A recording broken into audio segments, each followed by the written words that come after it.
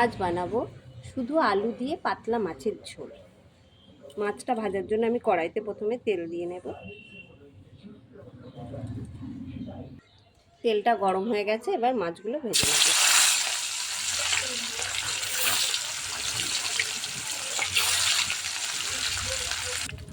মাছটা এক পিঠ ভাজা হয়ে গেছে, এবার এটা উল্টে দেব।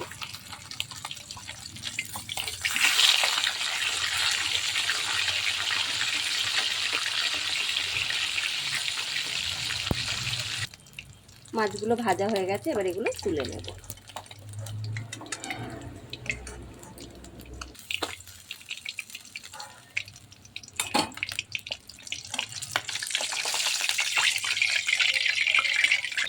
এই তেলের মধ্যে দুটো শুকনো লঙ্কা দেব, আর দেব 5 ফোড়ন,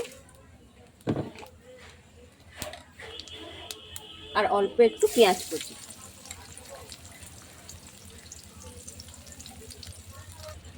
এবার পেঁয়াজটা একটু ভেজে নেব।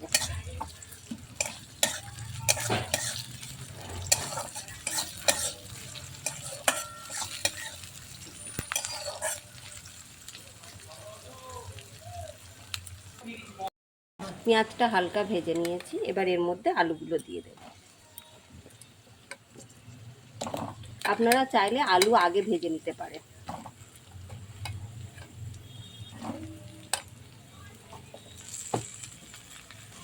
এবার দেবো স্বাদ অনুযায়ী নুন,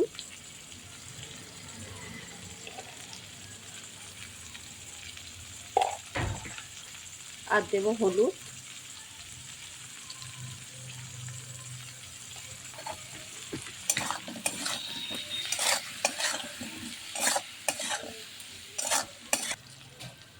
আলুগুলো একটু ভেজে নিয়েছি। এবার এর মধ্যে দেব জিরের গুঁড়ো, 1 চামচ জিরের গুঁড়ো দিলাম, আর কুচিয়ে রাখা টমেটোটা দিয়ে দেব।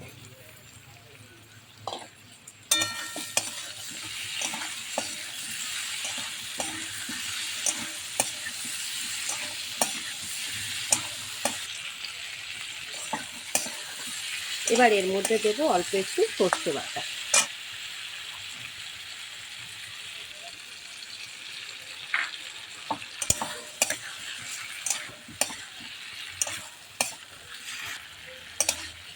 এবার এর মধ্যে পরিমাণ মতন জল দেব।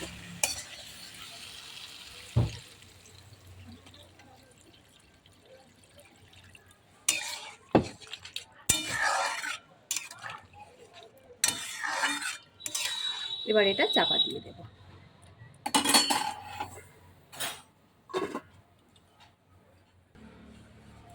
আমি 4টে লঙ্কা দিলাম। ঝোলটা একটু ফুটে গেছে, এবার মাছগুলো দিয়ে দেব।